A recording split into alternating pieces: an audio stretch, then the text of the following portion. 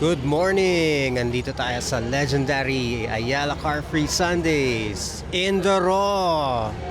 Sama natin si Sir Art. Merong nakapukaw ng mata natin na isang bisikletang hindi usual hindi usual bike Unicorn. MEC.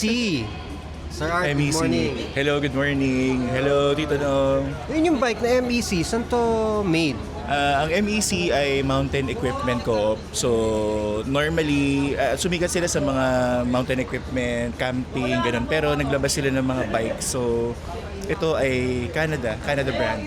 So for rugged use talaga ito. Originally, cyclocross bike.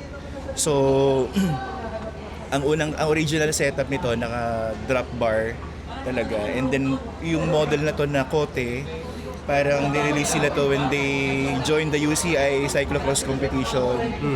So, alam mo na, medyo tumatanda. So, dinrap ko na yung drop bars.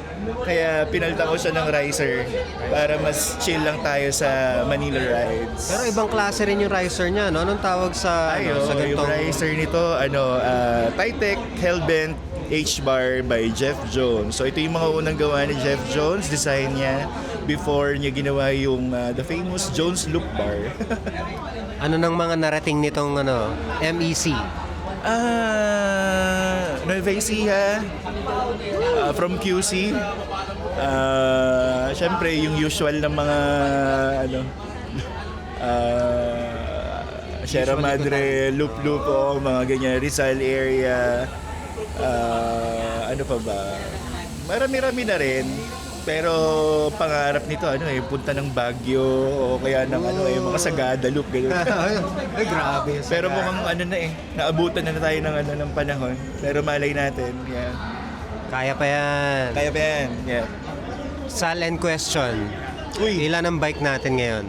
dalawa, to be honest. So, dati, 4, 5, pero yung iba, syempre, hindi na nagagamit. So, practical lang tayo.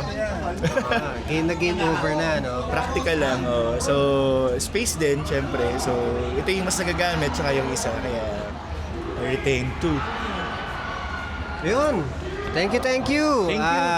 Thank you sa pagpapaunlak. MEC Bikes from Canada. Thank you, guys. Thank you.